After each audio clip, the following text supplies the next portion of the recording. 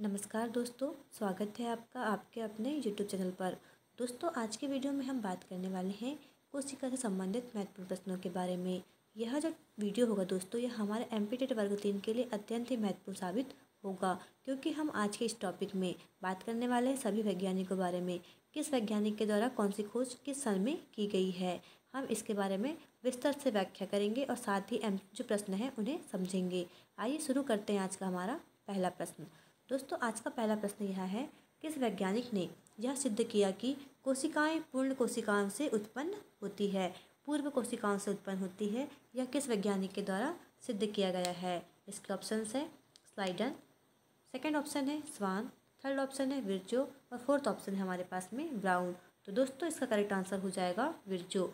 यह विर्जो वैज्ञानिक के द्वारा सिद्ध किया गया था कि कोशिकाएं पूर्व कोशिकाओं से ही उत्पन्न होती है। Option number C correct answer हो जाएगा दोस्तों।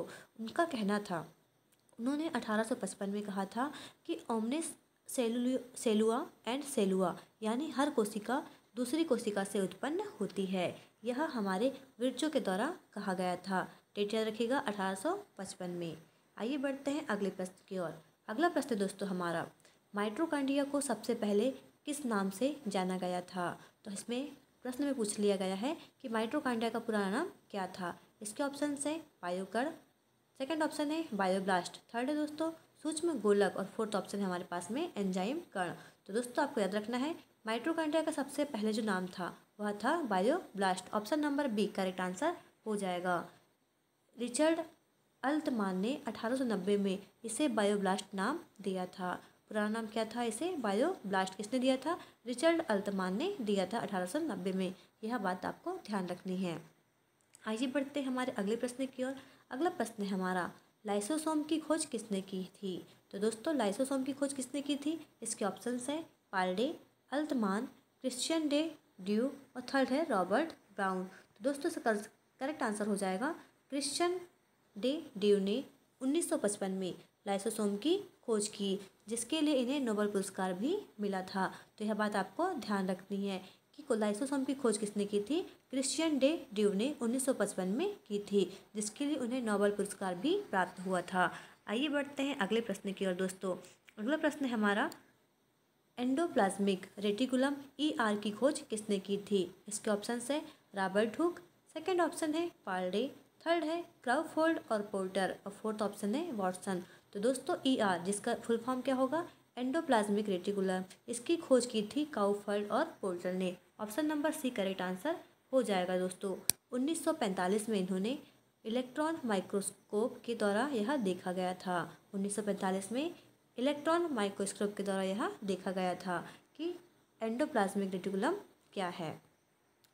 आइए बढ़ते हैं दोस्तों हमारे अगले प्रश्न की ओर। अगला प्रश्न है हमारा, किस वैज्ञानिक ने कोशिका झिल्ली का पहला मॉडल प्रस्तावित किया था? इसके ऑप्शन है हमारे पास में डैनी और डेविसन, सेकंड ऑप्शन है हमारे पास में दोस्तों सिंगर और निकोलसन, थर्ड ऑप्शन है पाल्डे और फोर्थ ऑप्शन है लिपमैन। तो दोस्तों, किस वैज्ञानिक ने यह दिया था? तो इसके करेक्ट आंसर हो जाएगा डैनी और Davison. Option number A correct answer हो जाएगा। इन्होंने डेवी और डेविसन दोनों वैज्ञानिक के द्वारा कोशिका की झिल्ली का पहला मॉडल प्रस्तुत किया गया था। 1935 में इन्होंने कोशिका झिल्ली की 2 प्रोटीन लेयर और बीच में लिपिड से बनी हुई बताई थी, इसलिए इसे हम प्रोटीन लिपिड सैंडविच भी कहते हैं। Option number A correct answer हो जाएगा दोस्तों। आइए बढ़ते हैं हमारे अगले प्रश्न की ओर। अगला प्रश्न है हमारा, किस वैज्ञानिक ने प्रोटीन संश्लेषण के लिए राइबोसोम की भूमिका को प्रमाणित किया था? इसके ऑप्शन है पाल्डे, सेकंड ऑप्शन है रोसालिंड, थर्ड है अल्टमान और फोर्थ है फ्रांसिस क्रिक। तो दोस्तों, इसका करेक्ट आंसर हो जाएगा Palade. Option number A correct answer हो जाएगा मित्रों। इन्होंने क्या किया था? प्रोटीन संश्लेषण के लिए राइबोसोम की भूमिका को प्रमाणित किया था और यह बताया था कब? सन 1955 में यह साबित किया था कि राइबोसोम प्रोटीन निर्माण का केंद्र है। तो आपको ध्यान रखना है, राइबोसोम को क्या कहा जाता है? प्रोटीन निर्माण का केंद्र कहा जाता है। आइए बढ़ते हैं हमारे नेक्स्ट क्वेश्चन की ओर। नेक्स्ट क्वेश्चन हमारा, क्लोरोप्लास्ट में DNA की उपस्थिति का पता किस वैज्ञानिक के द्वारा लगाया गया था? इसके ऑप्शन है नास, सेकंड ऑप्शन है मैरगुलिस, थर्ड है क्रिक और फोर्थ है सिंगर। तो दोस्तों, क्लोरोप्लास्ट में DNA की उपस्थिति का पता यह लगाए थे लिन मार्गुलिस के द्वारा। तो इसका करेक्ट आंसर हो जाएगा ऑप्शन नंबर बी। इनके एंडोसिम्बायोटिक थ्योरी से पता चला था कि दोस्तों क्लोरोप्लास्ट और माइटोकॉन्ड्रिया में अपना अपना डीएनए होता है। Option number B correct answer हो जाएगा। आइए बढ़ते हैं हमारे अगले प्रश्न की ओर। अगला प्रश्न दोस्तों हमारा, किस वैज्ञानिक ने कोशिका सिद्धांत में यह बताया कि सभी जीव कोशिकाओं से बने होते हैं? इसके ऑप्शन से दोस्तों हमारे पास में स्लाइडन, स्वान, सेकेंड ऑप्शन है विर्चो, थर्ड है क्रिक और वॉटसन, फोर्थ ऑप्शन है हमारे पास में ब्राउन और पाल्डे। तो दोस्तों करेक्ट आंसर हो जाएगा हमारा स्लाइडन और स्वान के द्वारा यह बताया गया था कि सभी कोशिकाएं जो होती हैं जीव कोशिकाओं की बने होते हैं। तो यह कब बताया था उन्होंने? यह बताया था 1838-39 में दिया गया था कि यह सिद्धांत जीवन का आधार बन गया, स्वान और स्लाइडन के द्वारा। आइए बढ़ते हमारे अगले प्रश्न की ओर। अगला प्रश्न है हमारा, किस वर्ष रॉबर्ट हुक ने पहली बार कोशिका शब्द का प्रयोग किया था? इसके ऑप्शन है हमारे पास में दोस्तों 1655, 1665, 1675 और 1685। तो दोस्तों रॉबर्ट हुक के द्वारा पहली बार कोशिका शब्द का प्रयोग यह किया गया था 1665 में। Option number B correct answer हो जाएगा। इन्होंने अपनी पुस्तक माइक्रोग्राफिया में यह वर्णन किया है कोशिका के बारे में। कब? 1665 में। दोस्तों ये क्वेश्चंस आपके लिए थोड़े से नए होंगे क्योंकि यह हमने एक एक खोज करके निकाले हैं, क्योंकि शब्द ऐसे होते हैं कि उनके बारे में हमें अच्छी जानकारी पता होना चाहिए। आपको वर्ड नए लग रहे होंगे तो आप 1 से 2 बार वीडियो को अवश्य देखिए ताकि आपको अच्छे से वैज्ञानिक का पता चल सके। आप देखेंगे 2 बार तो आपको अच्छे से समझ आ जाएगा। आइए बढ़ते हैं अगले प्रश्न की ओर। अगला प्रश्न है हमारा, फ्लूइड मोज़ेक मॉडल के अनुसार कोशिका झिल्ली कैसी होती है? तो इसके ऑप्शंस हैं कठोर, स्थिर, तरल और गतिशील, और फोर्थ ऑप्शन है अमोफर्स। तो दोस्तों फ्लूइड मोज़ेक मॉडल के अनुसार कोशिका झिल्ली कैसी होती है? तरल और गतिशील होती है। Option number C correct answer हो जाएगा। सिंगर और निकोलसन 1972 में कोशिका के उनके साथ मतलब 2 वैज्ञानिक हैं, सिंगर और निकोलसन। इन्होंने 1972 में बताया था कि कोशिका झिल्ली कैसी होती है? डायनामिक होती है। ठीक है दोस्तों, आपको यह बात ध्यान रखनी है। आइए बढ़ते हैं अगले प्रश्न की ओर। अगला प्रश्न है हमारा बहुत इंपॉर्टेंट प्रश्न है, कोशिका को जीवन की आधारभूत इकाई किसने कहा था? यह प्रश्न परीक्षा में बनने के पूरे चांस है कि पूछा जा सकता है किसी भी शिफ्ट में।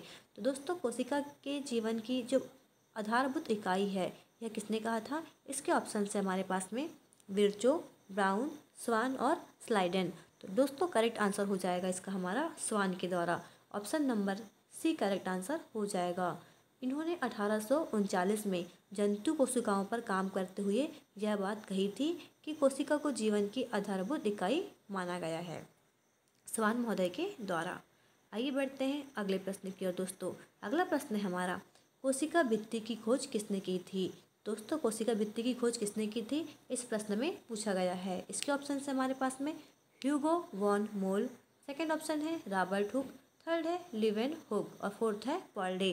तो दोस्तों इसका करेक्ट आंसर हो जाएगा ह्यूगो वॉन मोल के द्वारा कोशिका भित्ति की खोज की गई थी। कब? 1855 में।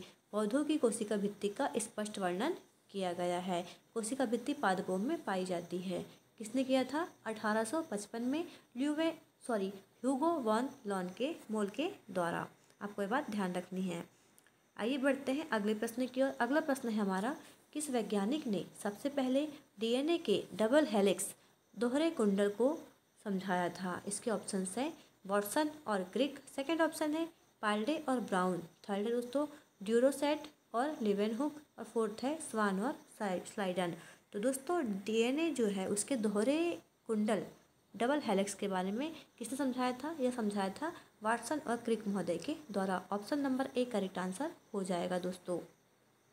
आइए बढ़ते हैं हमारे अगले प्रश्न की ओर। अगला प्रश्न है हमारा, कोशिकाओं को सबसे पहले सूक्ष्म शरीर किसने कहा था? इसके ऑप्शन है हमारे पास में Virchow, day due, third option है व्यूवर और फोर्थ है अल्तमान। तो दोस्तों कोशिकाओं को सबसे पहले सूक्ष्म शरीर किसने माना था? वह कहा था व्यूवर के द्वारा। इन्होंने क्या कहा था कि कोशिका के अंदर मौजूद सभी अंगों को इन्होंने ऑर्गेनल्स नाम दिया था।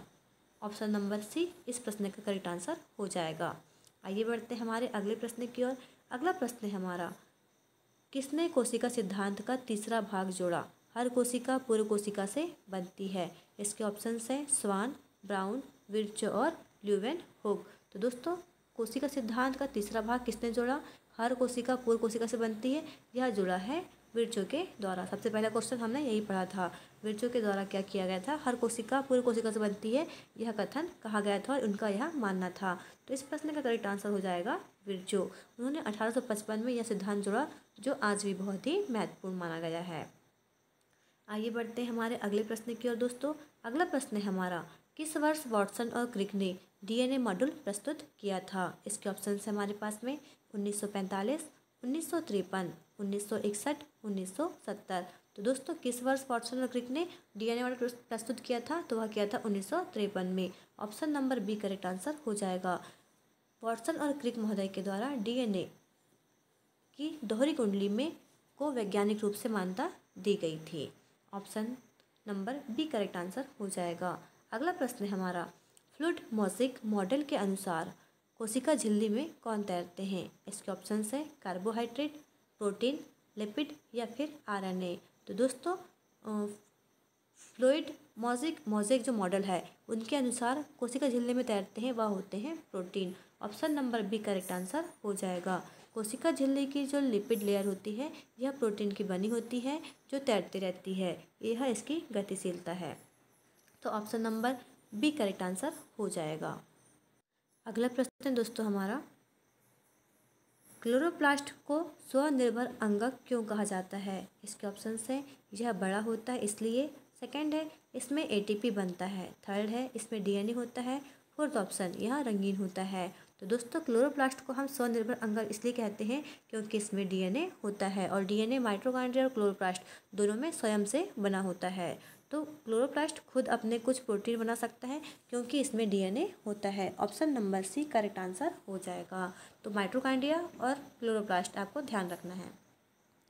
आइए बढ़ते हैं हमारे अगले प्रश्न की ओर। अगला प्रश्न है हमारा, कोशिका को किस अंग को पावर हाउस कहा जाता है? इसके ऑप्शन है हमारे पास में दोस्तों, सबसे पहला है राइबोसोम, सेकंड ऑप्शन है गोल्गी निकाय, थर्ड है माइटोकॉन्ड्रिया और फोर्थ है केंद्रक। इस प्रश्न का करेक्ट आंसर हो जाएगा दोस्तों हमारा mitochondria. Option number C correct answer हो जाएगा। हम माइटोकॉन्ड्रिया को क्या कहते हैं? पावर हाउस भी कहते हैं, ऊर्जा का घर भी कहा जाता है। यह एटीपी बनाकर ऊर्जा का प्रदान करता है। Option number C correct answer हो जाएगा। आइए बढ़ते हैं हमारे अगले प्रश्न की ओर दोस्तों। अगला प्रश्न है हमारा, कोशिका की खोज के समय किस यंत्र का उपयोग हुआ था? इसके ऑप्शन है हमारे पास में आधुनिक इलेक्ट्रॉन माइक्रोस्कोप, सेकेंड ऑप्शन है साधारण यंत्र, थर्ड है दोस्तों यौगिक सूक्ष्मजीवी और फोर्थ है स्कैनिंग टनलिंग माइक्रोस्कोप। तो दोस्तों इसका करेक्ट आंसर हो जाएगा ऑप्शन नंबर सी यौगिक सूक्ष्मदर्शी। रॉबर्ट हुक ने 1665 में सूक्ष्मदर्शी से कोशिका को देखा था। यौगिक सूक्ष्मदर्शी की सहायता से कोशिका की खोज की थी। उन्हें सबसे पहले यौगिक सूक्ष्मदर्शी से ही कोशिका को देखा था। Option number C correct answer हो जाएगा। आइए बढ़ते हैं हमारे अगले प्रश्न की ओर। अगला प्रश्न है हमारा, किस वैज्ञानिक ने यह सिद्ध किया था कि क्लोरोप्लास्ट भी डीएनए रखते हैं? इसके ऑप्शन है हमारे पास में लिन मार्गुलिस, सेकेंड ऑप्शन है पाल्डे, थर्ड है ब्राउन और फोर्थ है सिंगर। तो किस वैज्ञानिक ने कहा था कि क्लोरोप्लास्ट भी डीएनए रखते हैं? यह कहा था लिन मार्गुलिस के द्वारा। इन्होंने एंडोसिम्बायोटिक थ्योरी दी जिससे ये बात साबित हुई कि क्लोरोप्लास्ट और माइटोकॉन्ड्रिया के पास अपना डीएनए होता है। किस महोदय ने कहा था? यह कहा था लिन मार्गुलिस महोदय के द्वारा। इन्होंने ही यह थ्योरी दी थी। आइए बढ़ते हैं हमारे अगले प्रश्न की ओर। अगला प्रश्न है हमारा, गोल्गी निकाय की खोज किस वैज्ञानिक ने की थी? तो दोस्तों इसके ऑप्शंस है रोजालिंड, सेकंड ऑप्शन है कैमिलो गोल्जी, थर्ड है पाल्डे और फोर्थ है क्रिक। तो दोस्तों गोल्गी निकाय की खोज सबसे पहले वैज्ञानिक की थी, उनका नाम है Camillo Golgi. Option number B correct answer हो जाएगा। 1898 में इस अंग की खोज हुई थी और बाद में इन्हीं के नाम पर यह नाम रख दिया गया था। कैमिलो गोल्जी के नाम से क्या रख दिया गया था? गोल्गी निकाय। Option number B correct answer हो जाएगा दोस्तों। अगला प्रश्न है हमारा, केंद्रक की उपस्थिति को सबसे पहले किसने दर्ज किया था? तो दोस्तों केंद्रक की उपस्थिति का सबसे पहले पता किसने लगाया था?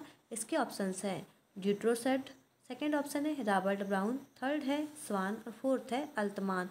तो दोस्तों केंद्रक की उपस्थिति का सबसे पहले पता लगाया था रॉबर्ट ब्राउन के द्वारा। Option number B correct answer हो जाएगा। 1831 में इन्होंने पौधों की कोशिका में न्यूक्लियस को देखा था। Option number B is the right answer.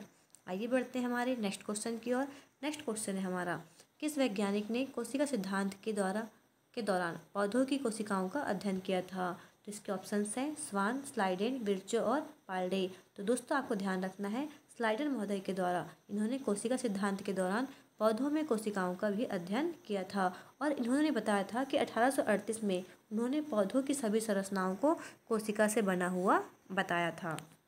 किसने? यह स्लाइडेन महोदय के द्वारा। आइए बढ़ते हैं हमारे अगले प्रश्न की ओर दोस्तों।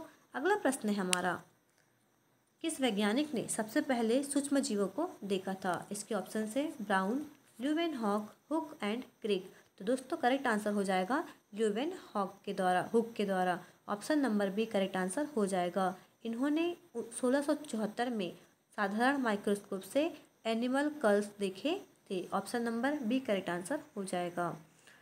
अगला प्रश्न है हमारा, कोशिका विज्ञान साइटोलॉजी शब्द किसने गढ़ा था? इसके ऑप्शंस हैं हर्टविग, लैमार्क, स्विक्सन और एक फोर्थ ऑप्शन है रॉबर्ट हुक। तो कोशिका विज्ञान शब्द गढ़ा था स्वेंसन के द्वारा। साइटोलॉजी यानी सेल बायोलॉजी के लिए स्वेसन नाम जुड़ा हुआ है। तो option number C correct answer हो जाएगा। आपको यह बात ध्यान रखनी है, एक एक फैक्ट आपको याद रखने हैं। कोशिका विज्ञान शब्द किसने गढ़ा था? तो यह गढ़ा था स्वेंसन के महोदय के द्वारा। आइए बढ़ते हैं हमारे अगले प्रश्न की ओर। अगला प्रश्न है हमारा, आरएनए की खोज किसने की थी? इसके ऑप्शंस हैं वॉटसन, क्रिक, फेडरिक, मिक्सचर और लेनज। तो इसका करेक्ट आंसर हो जाएगा लेनज के द्वारा आरएनए की खोज की गई थी। 1868 में आरएनए की उपस्थिति का पता चला था। डीएनए के बाद दूसरा प्रमुख न्यूक्लिक अम्ल किसे माना जाता है? आरएनए को माना जाता है। आरएनए की खोज किसने की थी? यह की थी लेनज महोदय के द्वारा 1868 में। आइए बढ़ते हैं दोस्तों हमारे अगले प्रश्न की ओर। अगला प्रश्न है हमारा, डीएनए को न्यूक्लियस से अलग करने वाला पहला वैज्ञानिक कौन था? इसके ऑप्शंस हैं क्रिक, मिक्सचर, ब्राउन, पाल्डे।